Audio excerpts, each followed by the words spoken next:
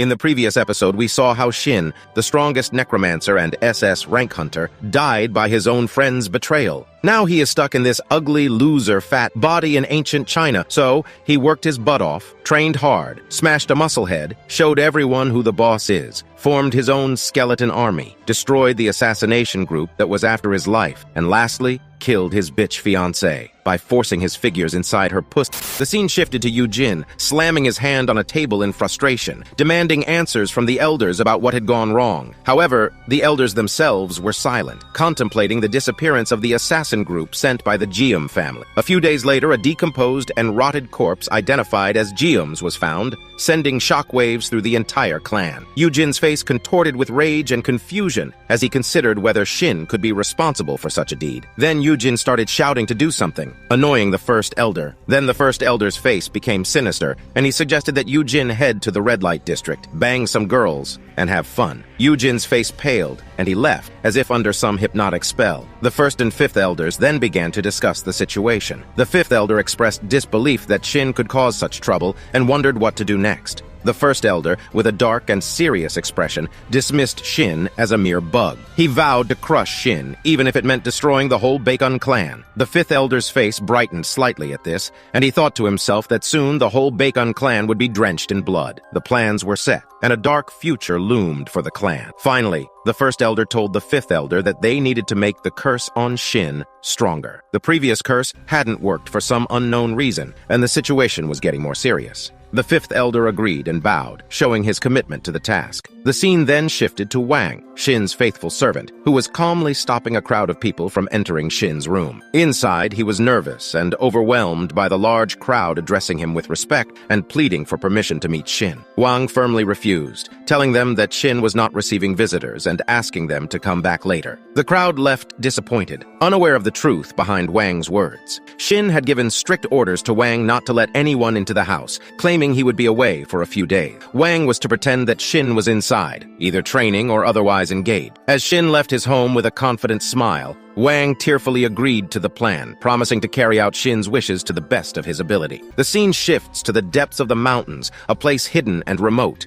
The curse, a malevolent entity created by the first elder to kill Shin, crawls along the ground, seeking its prey. It enters a hidden cave where Shin is meditating, his senses sharp and aware. The curse moves closer and closer, eventually attacking Shin and trying to enter his body, but Shin is unharmed. He smiles, absorbing the curse energy effortlessly. "They are too impatient to kill me," he muses aloud, leveling up once again. Beside him lies the corpse of Bloodclaw, a formidable warrior in life. With a confident smile on his face, Shin extends his hand and commands, "Arise!" The magic in his voice reaches the corpse, and from it, he summons the skeleton of Bloodclaw, its bony frame a testament to its former might. Shin observes the skeleton thoughtfully, remembering Bloodclaw's rudeness in life. He contemplates killing the summoned form, but a sudden realization stops him. Killing it would be a waste. Instead, he should obtain Bloodclaw's martial arts technique. With a loud, commanding voice, he orders Bloodclaw to hand over his martial arts knowledge. Then, a notification from his internal system startles Shin. He can't obtain the martial arts technique just yet. Before his death, Bloodclaw had held a grudge against Shin, and this unresolved conflict now stood in the way. First, Bloodclaw must forgive Shin, and only then will Shin be able to obtain his martial arts. Upon learning that he couldn't immediately extract the martial arts techniques from Bloodclaw,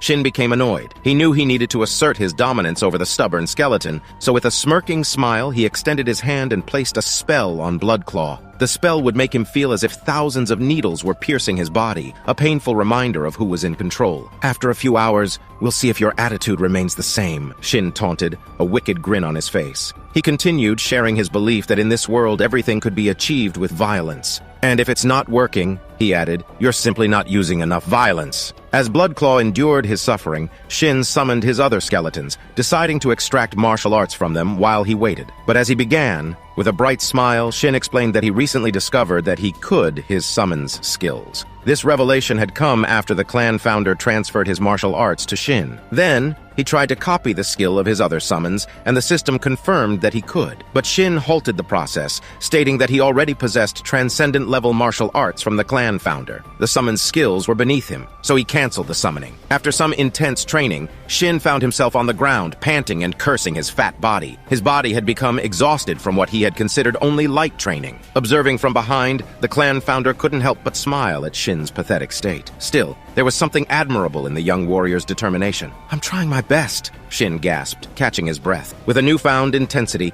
Shin rose to his feet and gripped his sword again. He began transferring his mana into the blade, and a purple aura surrounded it. Then he used the art of the thundercloud, and electric currents danced around his body and sword. His face became serious, his focus absolute. Raising his sword high, Shin slammed it down onto the ground, expecting a mighty impact, but it only made a slight dent in the surface. Disappointment washed over him as he realized the vast difference in power between the technique used by the clan founder and his own attempt. He felt weak and inadequate. But then, something unexpected happened. The clan leader then pointed his hand toward Shin, catching him completely off guard. Shin's eyes widened in shock, uncertain of what he was about to do. The clan founder reached out and touched Shin's back, then started massaging at specific points on his body, making him come.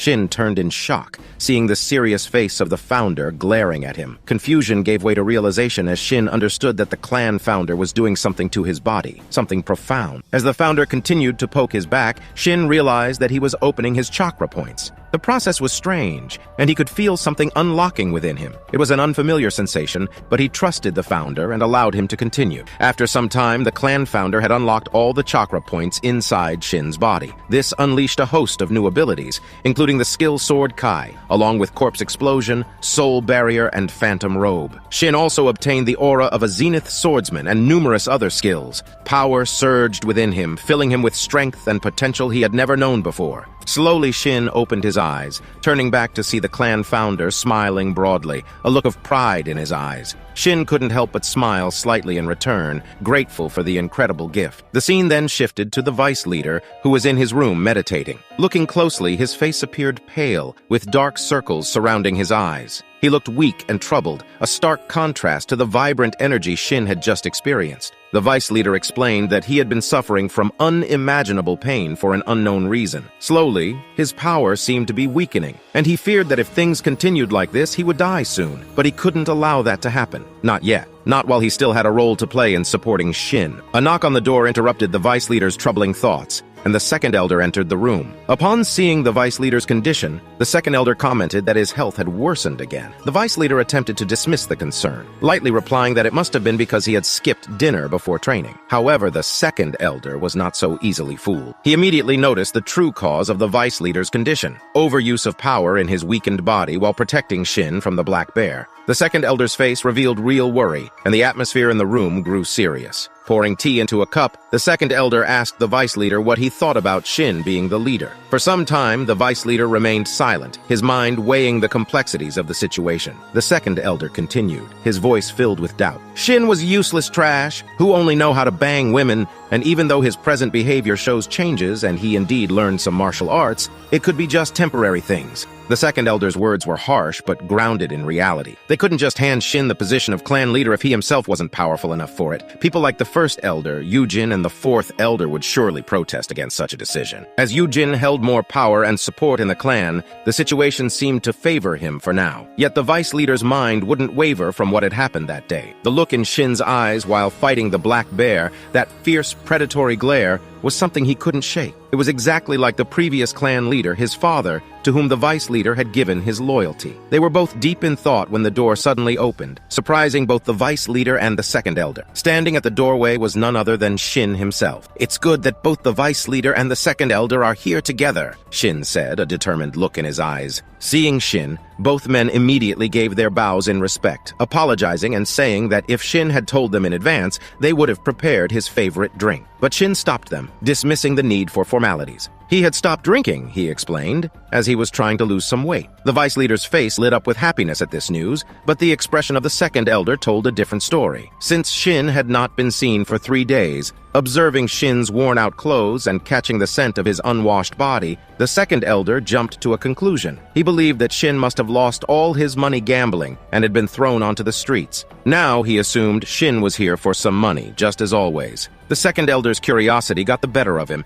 and he asked Shin where he had been for the past 3 days. Shin's response was vague. He said he had a lot of things to do, but that wasn't important right now. Then, suddenly his tone changed. and he stopped, glaring at the vice leader. "How long is the vice leader planning to go on like this?" Shin demanded, surprising both the vice leader and the second elder. Shin continued, his voice filled with concern and authority, saying that if the vice leader didn't stop using his ki, he would die soon. Once again, the vice leader noticed those confident eyes in Shin, eyes that seemed to know more than they should. The vice leader tried to brush it off, saying that the pain was bearable and that he was okay. But Shin didn't back down. "If things go on like this, the vice leader will die soon as he was poisoned," he repeated, his voice unwavering. The second elder's anger flared up at Shin's words, and he shouted at him to watch what he was saying. But Shin wasn't angered. He just stood calmly, a determined look in his eyes. "The vice leader is very lucky," Shin said, confusing both of them. Folding his arms with confidence, he continued, "Do you know what would have happened if I hadn't come here today? The vice leader wouldn't be alive to watch the next day's sunrise." The room went silent, the weight of Shin's words settling over them like a heavy fog. The vice leader's health was a serious matter,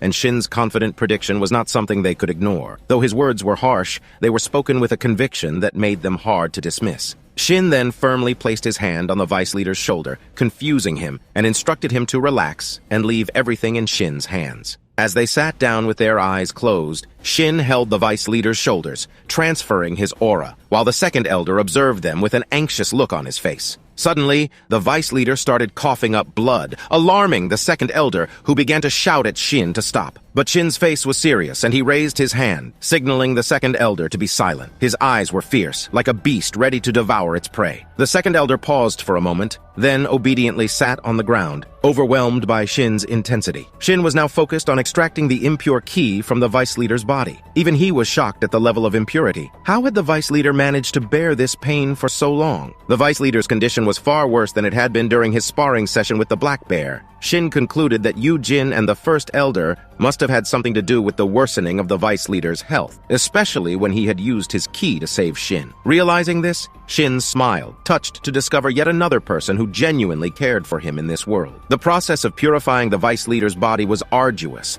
lasting intense hours. Slowly but surely, Shin started absorbing all the cursed energy, and the vice leader's pale face began to regain color. The second elder watched in amazement, unable to comprehend how Shin was managing to do this. The incredible transformation was only possible because of the clan founder. When he opened Shin's chakra points, Shin gained the ability to absorb impure energy from others' bodies. Smiling to himself, Shin realized that he never thought he'd be doing something like healing someone, especially as a necromancer. But now, he had absorbed all the cursed energy from the vice leader's body, a feat that filled him with pride and amazement. As soon as Shin completed the process, the vice leader's eyes glowed, and he was filled with immense ki and unimaginable power. The feeling was extraordinary, and the vice leader was himself shocked, sensing the bursting power and the complete absence of impurity in his body. The second elder, who had been watching the whole process, was left stunned with his mouth open. He could hardly believe what he was seeing. The vice leader, who had been stuck at the low-level Zenith rank, was now at the peak Zenith rank. It was an incredible advancement, something that would have taken years of training and effort under normal circumstances.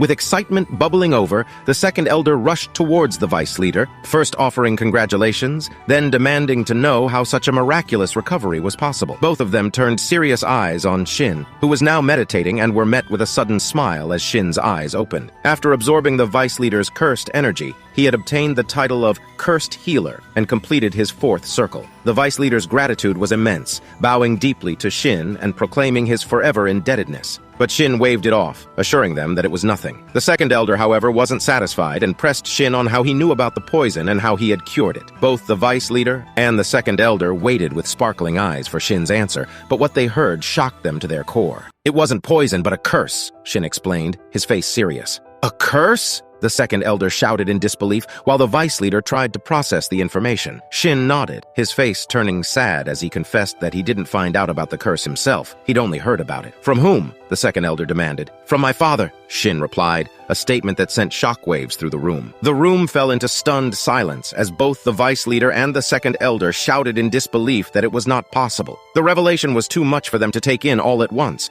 With a grim expression, Shin revealed a painful truth that cut through the room like a knife. His father had died from the exact same curse. The news sent shockwaves through the room, and the vice leader's face turned red with anger, demanding to know who was behind this heinous act. When Shin named Yu Jin and the first elder, there was a heavy silence. The very walls seemed to shudder with the weight of the accusation. The second elder's voice trembled with concern as he asked Shin why he hadn't shared this vital information earlier. Shin's face hardened as he explained that trust was a scarce commodity. By the time his father had realized the curse, it was too late, and he couldn't risk tarnishing the family name. Instead, he dedicated the remainder of his life to finding a way to save Shin. Though he succeeded in finding a solution, it was too late for himself. The room seemed to darken as Shin's voice trailed off, and he slowly pulled his sword from its sheath. His eyes filled with a mix of sorrow and determination, fixed on the blade as he declared that he now possessed the power to burn everything. As he spoke, an intense electric aura began to flow through his sword, filling the room with a crackling energy. The vice leader and the second elder could only watch in awe and fear as Shin's power manifested before them. The revelation that Shin had mastered the 12 Clouds of Thundercloud technique, a legendary skill once wielded by the clan founder,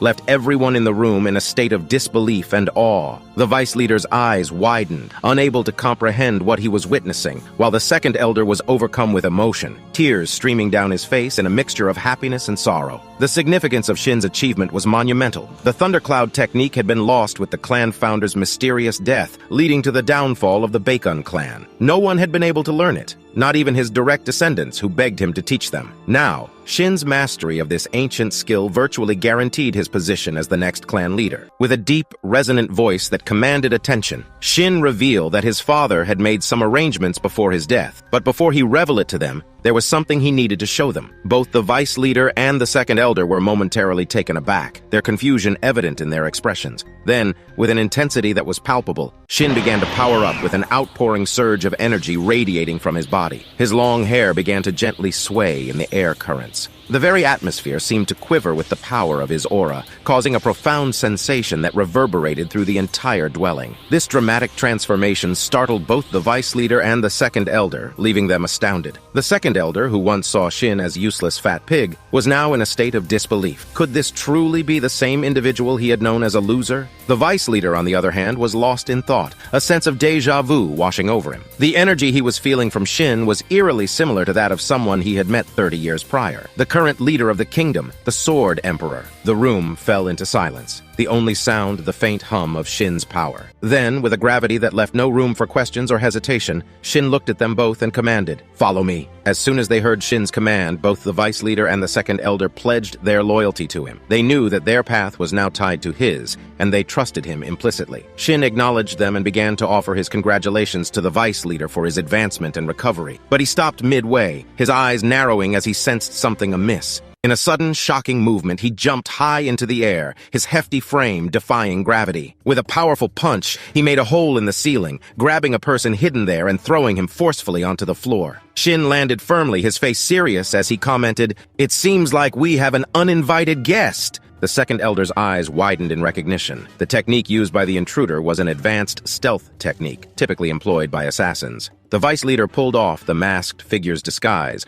only to discover that it was a member of their own clan, an underling of Yujin. Shin's face darkened as he spoke, his voice low and menacing. "Tell your master immediately that I will soon claim his neck." But before he could finish his sentence, the assassin bit down on something and foam began to bubble from his mouth, his face turning an unnatural shade as veins stood out. The second elder reacted instantly, lunging forward to try to save the assassin, but it was too late. The man had hidden a poison pill between his teeth, and now his lifeless body lay sprawled on the floor. Then, suddenly noise of battle came from outside, which drew their attention, and Shin's lips curled into a smile. "The time has finally come," he said, his voice filled with determination. With his sword in hand, Shin started moving toward the door. The vice leader and the second elder followed, their faces set in grim resolve. As they stepped outside, they knew that they were walking into a storm, but they were ready, united by loyalty, a common goal, and the knowledge that the path they were on was righteous. They were a team. In the next episode, get ready for the action-packed adventure. The grand battle between Shin, vice leader, second elder versus the first elder and his army. But that's not all. Prepare yourself for the first glimpse of our real waifu. So don't miss out on the excitement. Be sure to like, subscribe, and leave a comment to share your thoughts and predictions. The adventure is only getting started, and you won't want to miss a single thrilling moment.